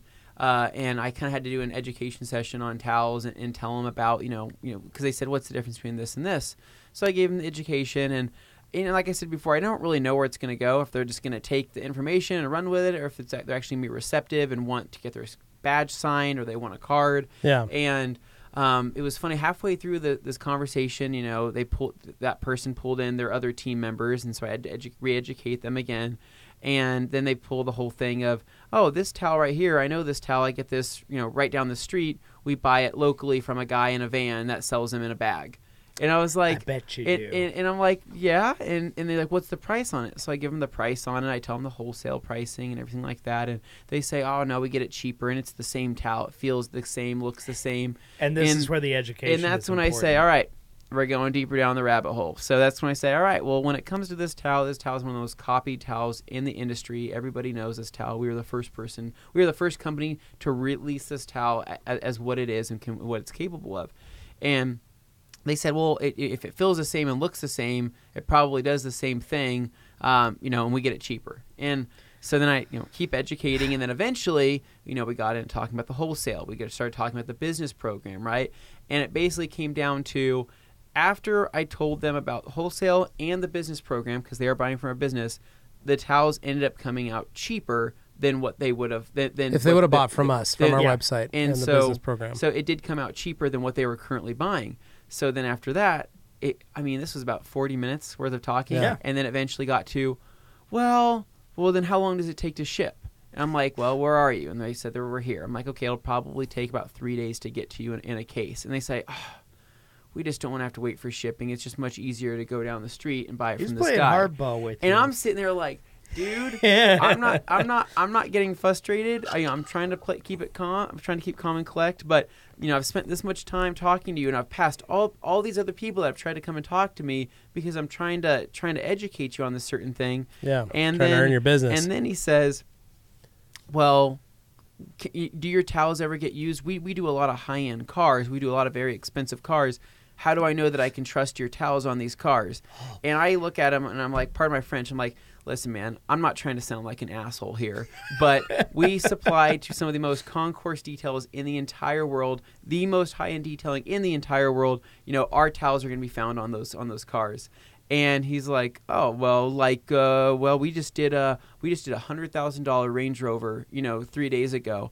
And I said, see this towel right here, this one right here, we used this and about 6 of these other towels here on a $2 million Ford GT that was in last weekend or 2 weeks ago that, had 20 miles on it. And he looks at me and he goes, oh, okay. Well, and that's the problem is you feel like and mind you, we've been wiping a $1.5 million car sitting in our booth for the last 3 days with our towels. And I did tell him that afterwards, and because right after I told him that, because he didn't care about the car, and he was like, "Oh, okay, I think I get it." But we had a video playing of a $1.6 million Porsche 959 in there, and then eventually, so then he's like, "Okay, you can skin my badge, and I'll look into it." And I was like, all right, so I'm into this 45 minutes. I I enjoy talking to people. I enjoy but it's work. Educating. People don't understand it's work. But it's work, and it's one of those things where we're each taking our time because, like I said before, we're trying to be able to touch all these people. We're trying to be able to talk to all these different people. But there's certain conversations I have where I'm like, did I accomplish anything in that people amount are of treating time? it like a used car haggling kind of thing. Yeah, like, it's well, what I wanted to get at, because I realized some people listening to the conversation you just heard Anthony explaining, you're like, well, geez, you don't have to be a jerk about it kind of thing, and then it turns into a measuring contest of who did the more expensive car. Like, right.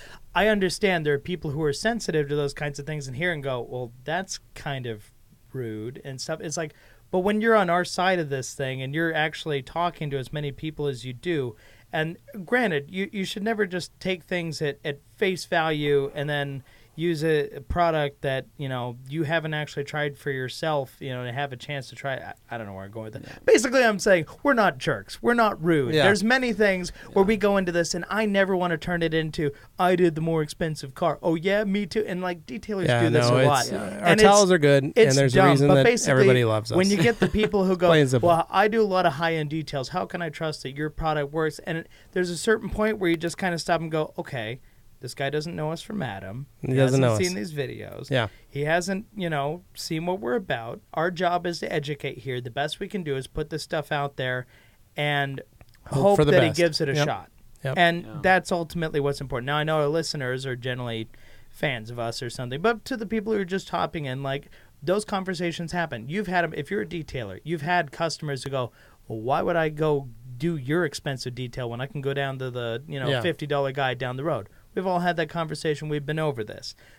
But when it comes down to it, and you have faith in the products that you're offering up, it's going to do the trick. And it's going to impress this guy no matter how hard he tries to play it cool and act like he's not. Way to go, Dane. Yeah, all right. No, I'm going play. I'm sensitive I understand. To that stuff. No, and you did fine. It bothers me. So, wrapping up, basically Friday afternoon we were going to start tearing down. Oh, now, real quick, I'm going to stop. Hold on. Let me finish my spot here. Sorry. I will say there's something I left out. Oh. Monday night, we went to the Detailers of Las Vegas' party. Oh, we did. Yes. Yeah, that is, and yes, we did. Yep. We got to hang out with our friends. Yeah. We got to hang out with Travis McNutt of Americana Global and Ceramic Pro. We got to hook up with Jimbo Balaam. Yep. Mm-hmm. We got to hang out with Billy Bogus of American Detailer Garage. And we got to hang out with Ian Rommelkamp of Auto Fiber. Yep. Now, most people don't understand, but when all of us get together, I love this. we have so much fun. Yeah. And all we do is like tell stories and talk shop, and it's such an amazing little setup to be able to hang out with those guys. And most people seem to forget that we're all friends. And most people don't seem to understand how actually really small the detail industry is. It ain't that big. It's not that big.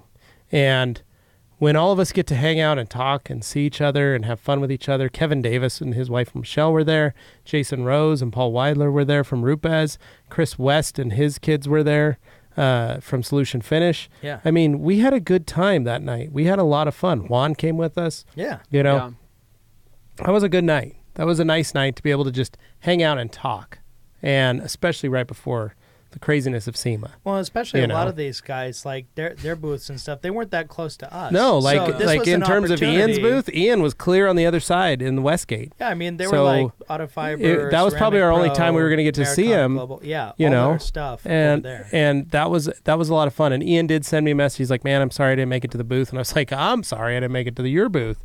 Like, it was just crazy. The few times we were able to leave our booth was extremely, extremely limited. Yeah. So, again, another reason to bring more people next year for SEMA so we can all have a little more time to go wander around. Like, Jeff and Carolyn didn't even get a chance to leave the booth either and walk. So, so what thank you. But anyway, what I wanted to say is that somebody that stopped by that I totally forgot to mention is Jason Finsky of Engineering Explained. Yeah, that was so funny. Stopped by our local booth. boy. Now, you know me and how I'm usually like, I don't want to be that guy who approaches people like, hey, big famous person, whatever, this is more Levi's domain. He's good at that.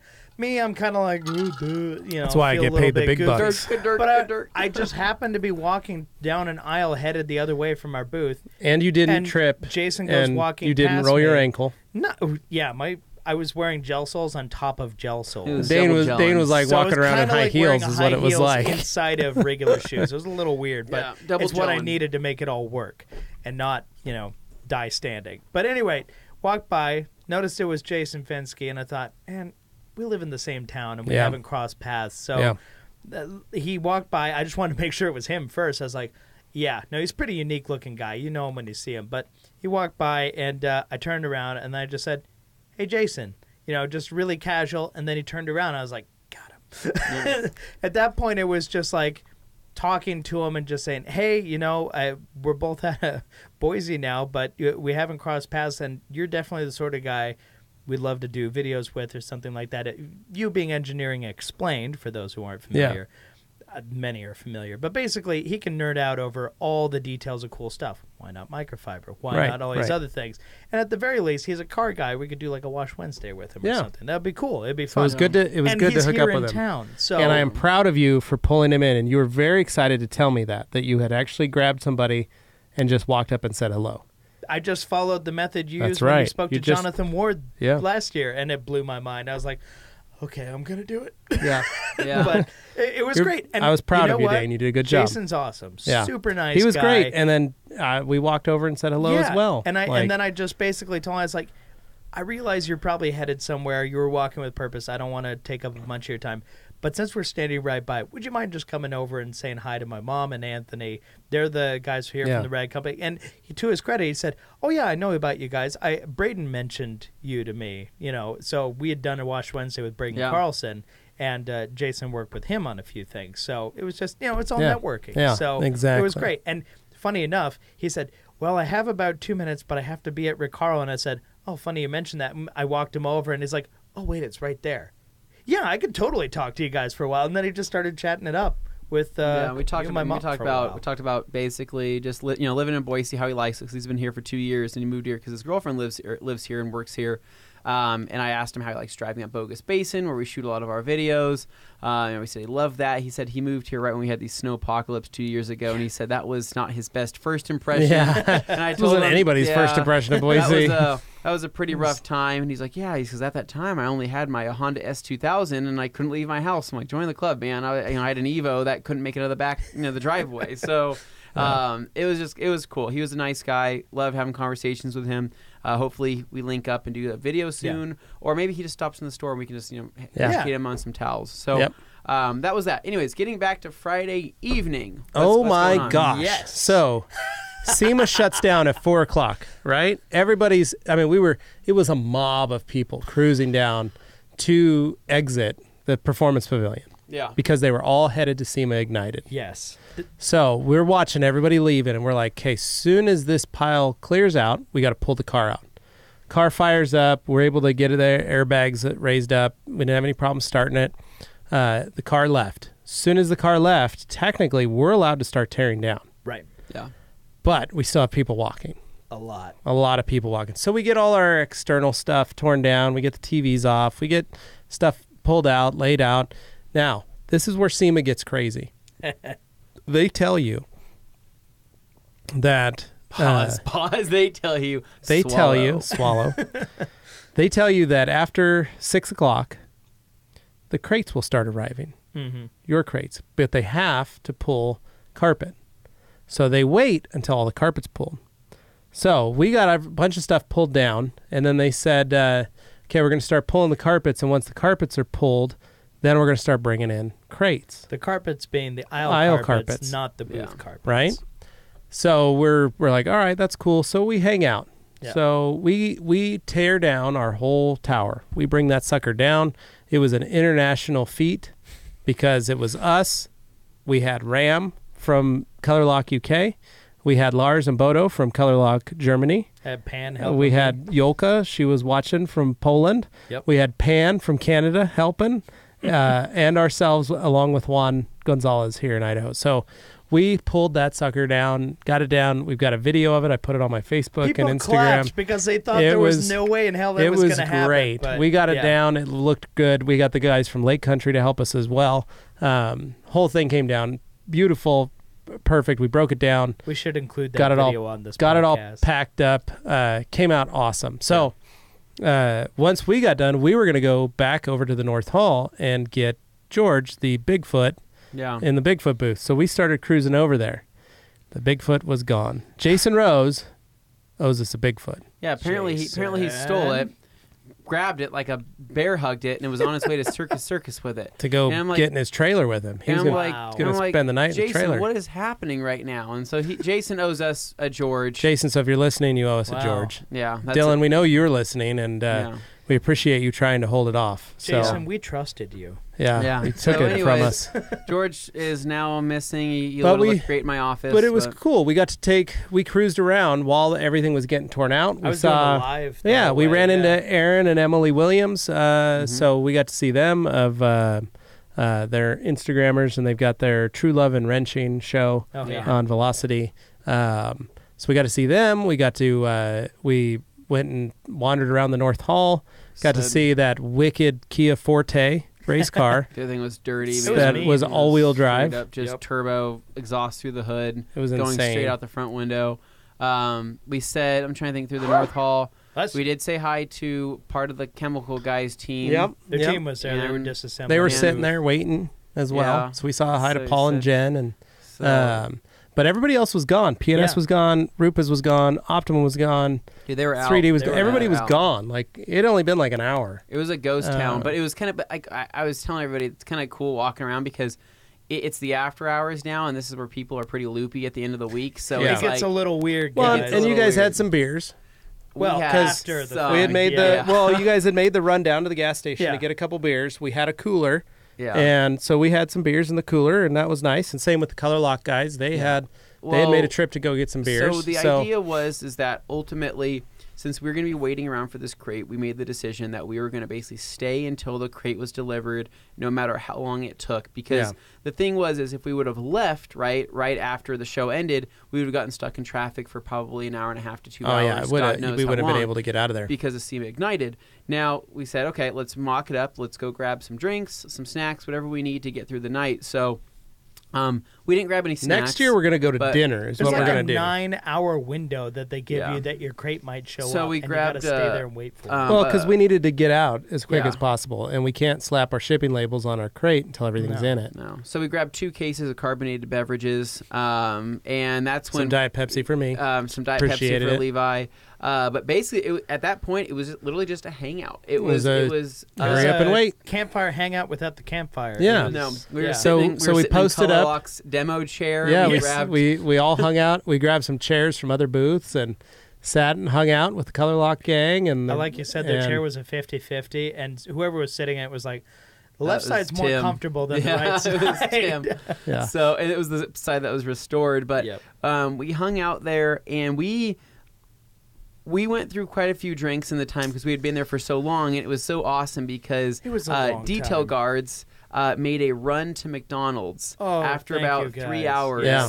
Came over with a bag full of McDoubles. They bought like 20 or 25 McDoubles for everybody that was to do that, but they were little angels. But they were handing them out. Food, yeah, it was great because people needed food because we didn't have anything because all losing it over. Yeah, so the show ended at 4, and it was now 7 o'clock. 7 o'clock, coming up on 8.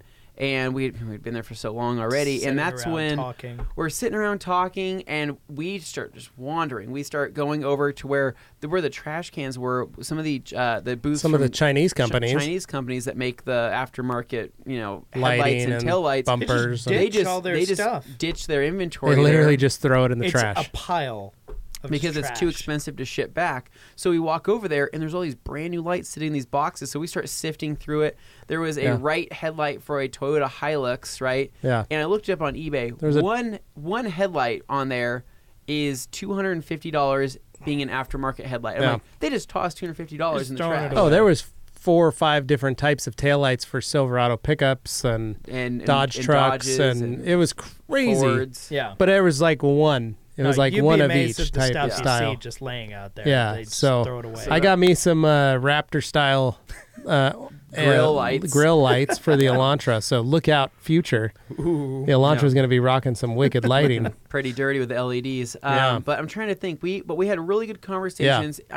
Gosh, guys, we love those color lock guys so much. It was so much fun. Ram and Lars and Bodo and Yolka, you guys were amazing. Dude. We had so much fun with you all. Ram is like, dude, he's got like the American humor, right? Ram's from England. He's a Britishman or Englishman. But he's got like true American, like inappropriate humor, and I'm like, I love that. Yeah, Ram's a blast. I like that. Ram's a blast. He's so and Lars funny. Is hilarious too. Dude, Lars was so funny. Well, Bodo was hilarious. Oh yeah. Lars is when also he starts laughing. It's the funniest. Lars is also afraid of flying. So me and Lars are one of the ones we made the Lars beer travels 30 almost 100,000 miles a year. Was it on a plane? Lars does. Oh, maybe I'm talking about you said Bodo? Yeah, Bodo was the tall one. Bodo, really sorry. tall guy. Bodo was the one that doesn't like to fly. Bodo is the one I didn't like to fly. Sorry. Well, if you were that tall, you'd hate flying too, dude. And he's like, yes, I have very bad anxiety when it comes to flying. I'm like, me too. And he's like, yeah, I don't want to fly home. I'm like, I don't want to fly over there either, man. So it was kind of funny. They were laughing because their flight was going to be 10 hours and our drive back to Boise was going to be 10 hours. Yeah. So they were having a good laugh about that. We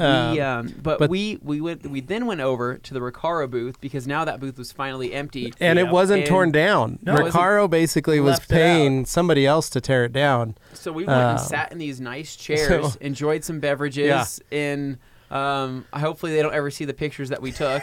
No, they're already on social media. Dude, it's on my Instagram. This is the first picture of my page. But the MTM guys, like they were already long gone, and they were like, "Hey, do you guys want to meet up later to go do something?" And we're like, "Well, we'd have no idea." You guys were how 3 long. sheets to the wind already, halfway to Concord. It was a term. We have no long. We're going to be guys were here. a little drunk.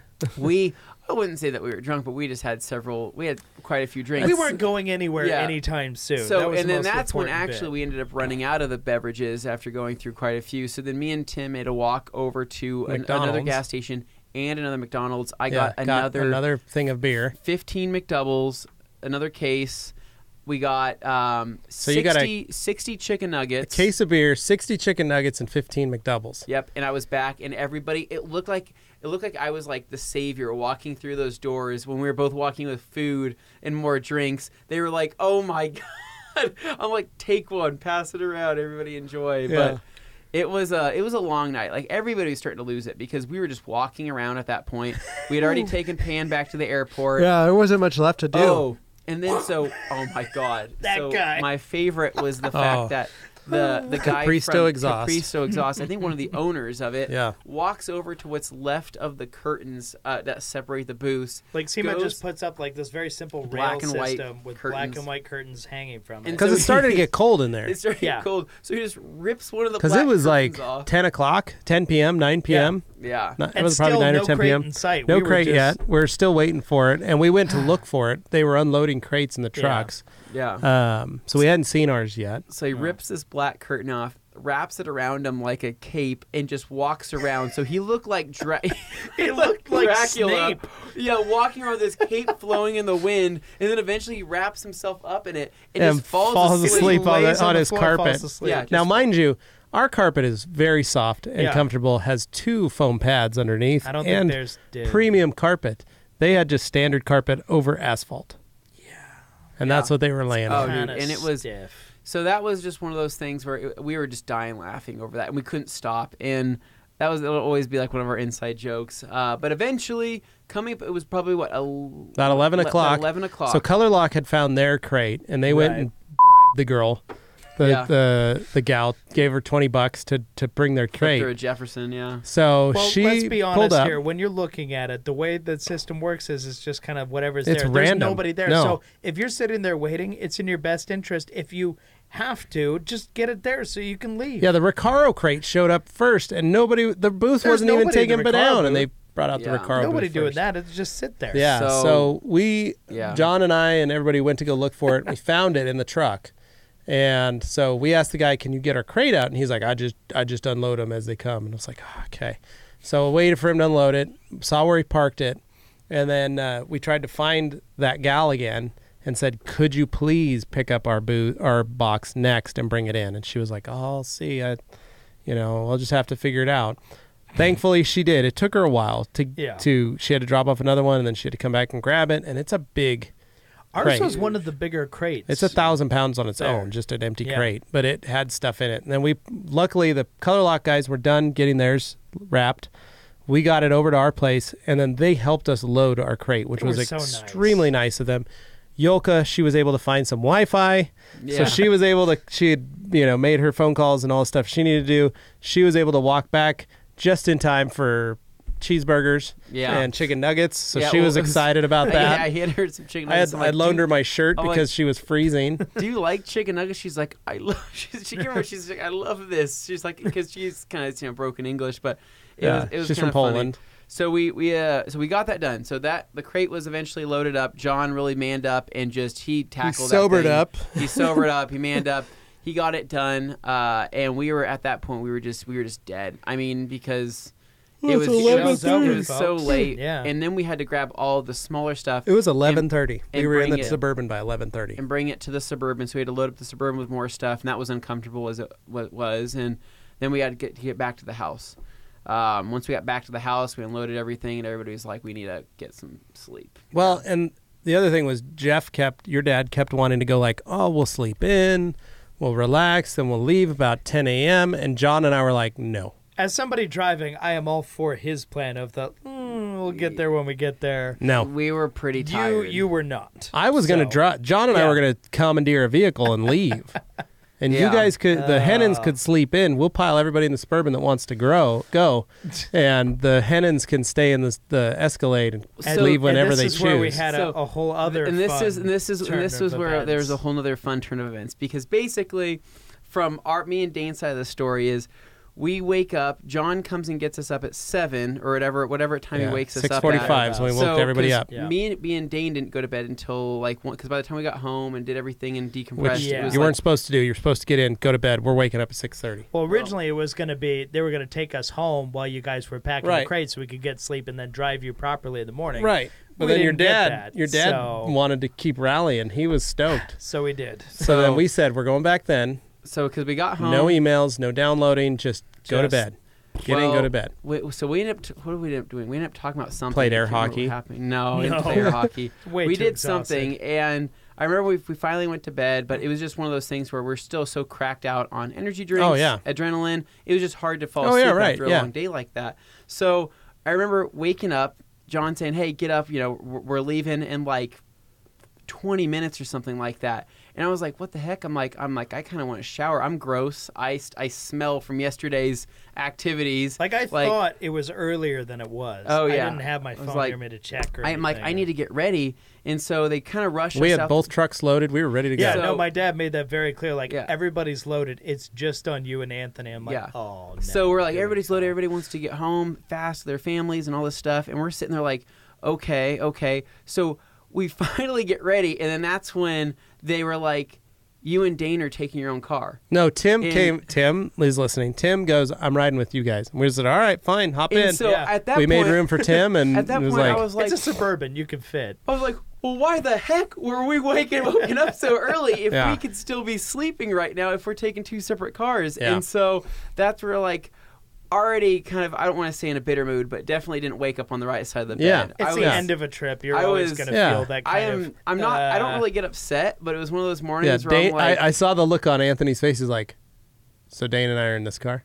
As Yeah. we're pulling out, and I said, I see Yeah. how it is. We'll see you 'cause guys in I get Boise. And that's when I was like, fuck so the- you're you telling were like, me I could have just gone to bed. I'm like, I could have slept for I guess another. this is an explicit episode. I meant to say So I'm like, I could have slept for another 2 hours because Yeah. the way I looked at it, I'm like, it's an 11-hour drive regardless, right? It doesn't matter. I mean, if we leave 15 minutes, 20 minutes early, and even an hour early, I'm like, don't piss me off over 15 minutes to an hour because I'm like, it's still an 11-hour drive. Yeah. If you can piss me off and say, we're going to make it there in 6 hours over 11 hours, I would say, okay, yeah. get me No, mad. for I would me, be I go, amazed at that. it's an 11-hour drive. I want to roll into Boise at 8 p.m. Yeah. So we're leaving. The way I saw it, I was kind of like him, though. I was like, it's going to be late no matter when we get there. It's just later versus late. Yeah. I would rather be able to get home while my kids are still awake so that I can see them and see, I thought before they go to bed. Was before that, so I was like, no, their bedtime's 8:30. Oh, okay. Yeah. Okay. They're all That in bed by makes more 8:30. Like their doors are shut at 8:30. Yeah. So I'm like, if I can get home before they're in bed, that will go a long ways. Well, and this is how we started our whole other thing, and this is a fun part. Yeah, so we're going to divulge now.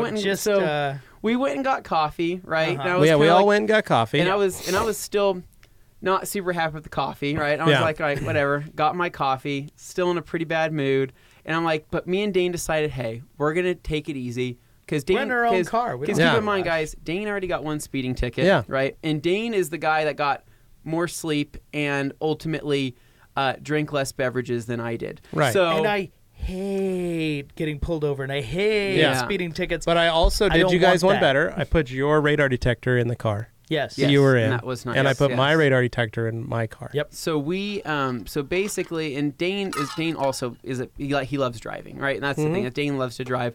I'm happy to drive, but I mean, he likes it a lot more than I do because it gives him something to do. I drive like I edit. So the idea was like, all right, well, so this is going to be a drive, but you know what? We turned on some good tunes after we got coffee, started bumping tunes, and we had a blast, right? Yeah. We drove. Good fun. We literally drove the speed limit the entire way, right? And we get to our first stop, and was it Ely? We're in.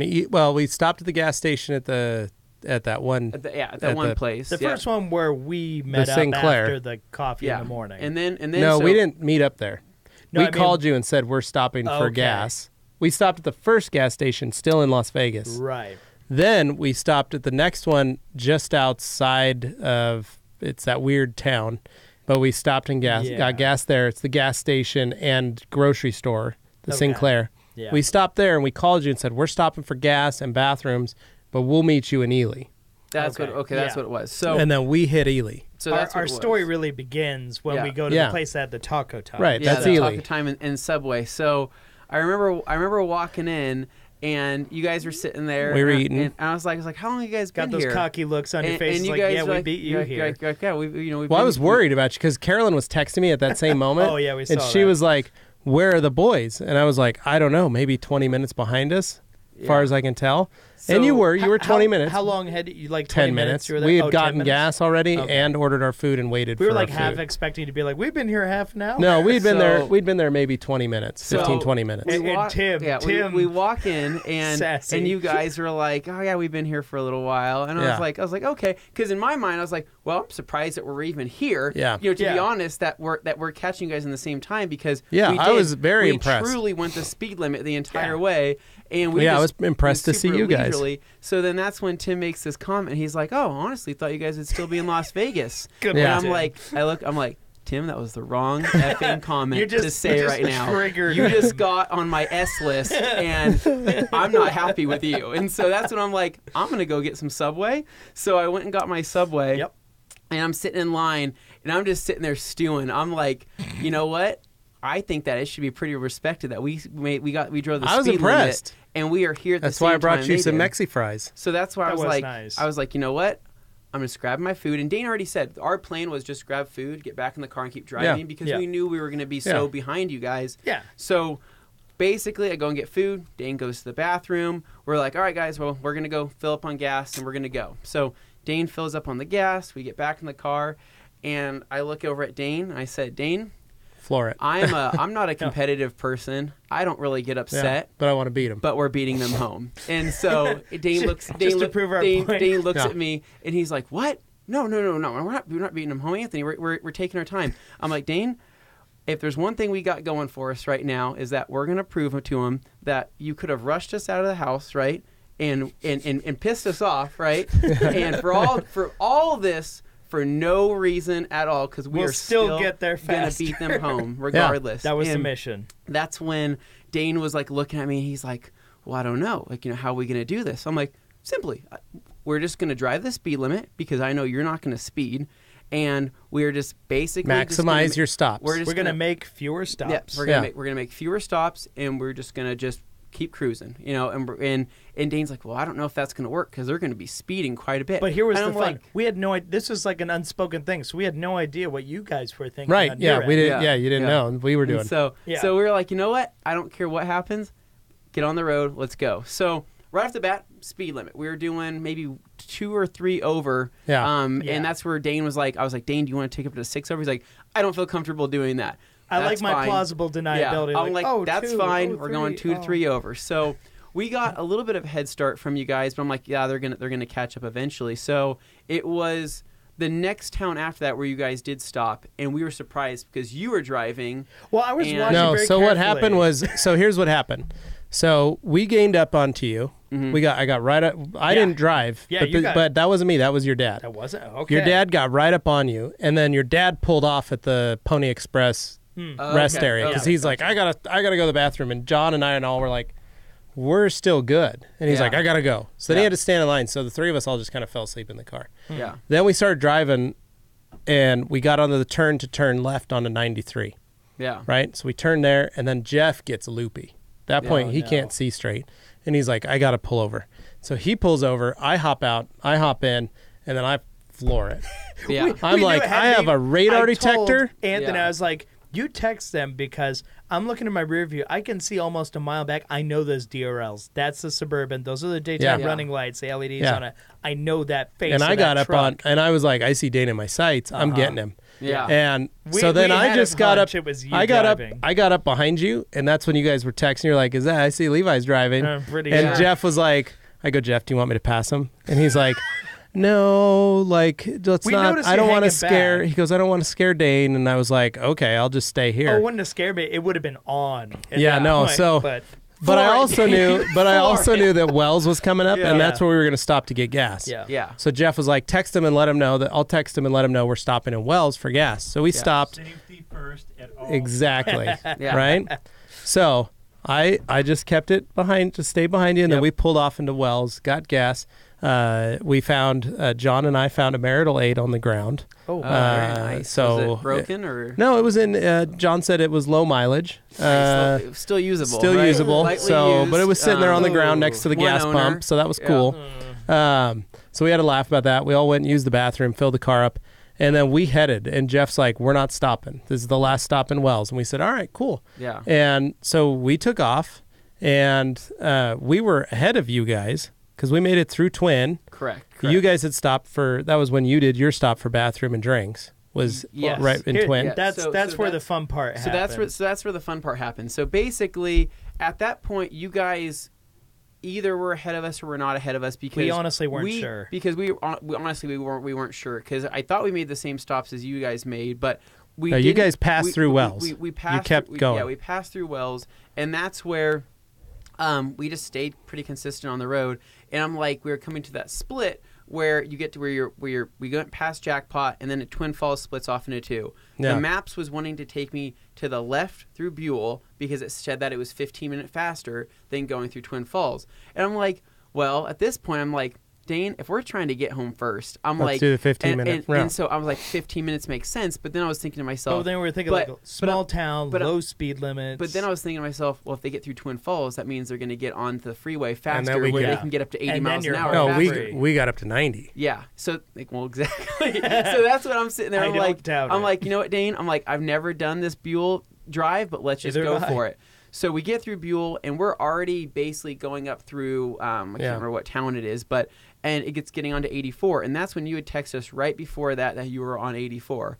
So I'm like, are we ahead of them or are we behind them? And I sent I'm you not- the milepost. I'm not sure. Well, that's where I was well, like, he turned him in and he goes, "Do you think they're really there?" And we started looking like, this is the kind of thing someone would say to mess with you, just in case that we're actually competing, because we haven't talked about competing. Yeah. But I feel like they're Yeah. but I competing. feel like we're competing. So I'm like, I was like, we're on I'm like, 84, uh-huh. and we're at We thought you were 171. taunting us. And so I didn't know where that was, but when we got onto milepost, it was like we were at 149 or whatever Yeah. it was. Whatever it said. And I'm like, if we're at 149, I'm like, I truly don't know who's ahead of who. Yeah. So that's when I'm like, Dane, Because there was a you were like, there's a delay. because we lost service coming Yeah. through there. And then you wrote And- like, oh, and that's okay. when I told Dane, I'm like, I don't care, get up to 85. We're pushing 85.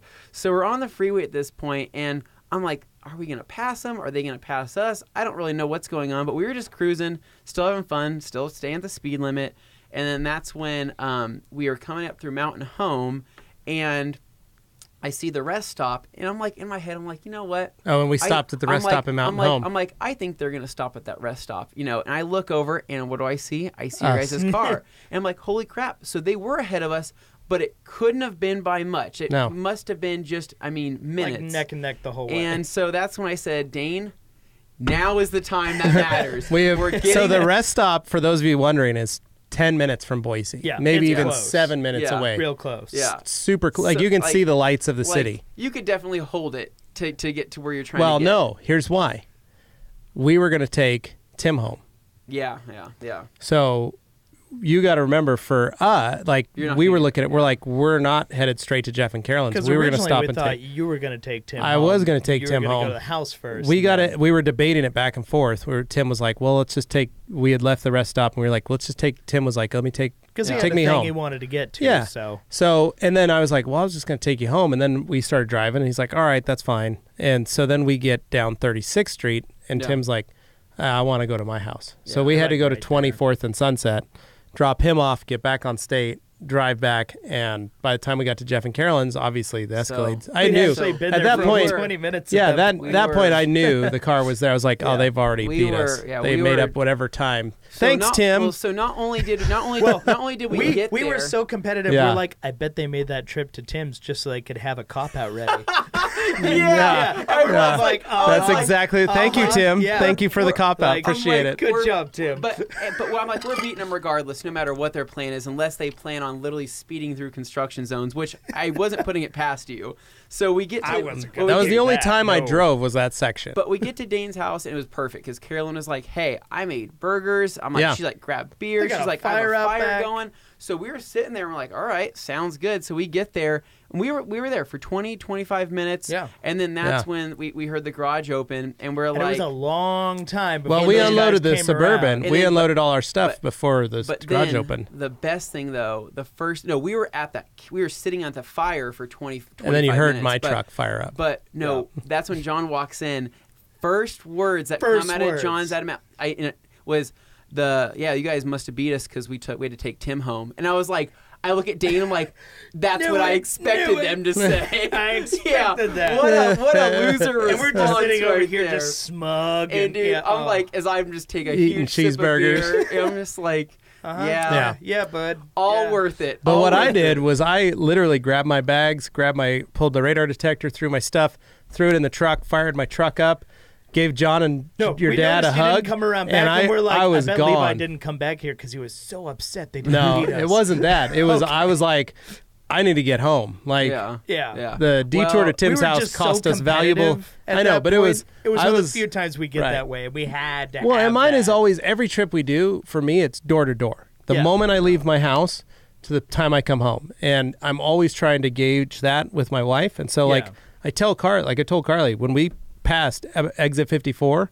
at Broadway, I was like, I'm in Boise, but I have to drive to Jeff's house first to get my truck, and then I'll be home. So it's going to be, and I am a half an hour. Yeah, you're on the other side of town. So for me, I'm looking at it like I'm now in Boise, and I will be at my front door in 1 hour, which is frustrating. To say the least, to get into that in your headspace. So I could see Tim doing the same thing, doing the same math in his head, going like, we are passing my house. I am 5 blocks this way. Well, drop me off. If it makes you feel better, we would have got you home faster. Well, I don't know if that makes you feel better, but we took the Curtis exit next to Al's. That's what we did, and took that route because we knew it'd be faster than trying to take Eagle. No, and that's what we did. We took Curtis, same thing. Yeah, and we sat at the light at 36th and State, and Tim's like, just go straight. Yeah. Go up to Sunset. It's 2 blocks up. Take a right. 5 blocks down my house. We're going. It truly was like a slow and steady wins the race type of thing, and I really felt like we were in an episode of Top Gear. Like it was Grand fun. Tour. Yeah, that's what I like about our road trips too. Is it's like that, and that's where in all we honesty, turned our bitter moods into something fun and competitive. Exactly, and that's what it's all about. What we did. And it was a good cap to the end of SEMA. Oh, dude, it was. And Tim's telling us we got to stop. It was the best. All right. Anyways, guys, well, we're home now. We're here for the rest of a long time, a few months before we leave again. Yeah. So we don't leave again until January. So, but hopefully you guys enjoyed this episode. Dane, wrap it up. All right, guys. I just want to say thank you so much for listening. I realize this podcast has been a little longer this time, but if you're listening, you're probably on shoutengine.com, listening to the Rag Company podcast, or you're on the Rag Company YouTube channel, the Rag Company podcast YouTube channel. And if you haven't already, please subscribe. We appreciate that. As a matter of fact, if you're listening on iTunes, leave a review and a rating. We love that. It doesn't have to be anything crazy. Just, just say words. Captain Slow won the race. Yeah, Yes. That would be feels amazing. good. Yes. I'm James May. Yeah. And I'm All just right. that little guy that pushes James May to go a little faster. All right. I think he's Hammond and Dear Clarkson. Yeah. So, Any rate, guys, thank you so much for listening. Thank you so much for watching. We'll catch you next See you guys. See ya.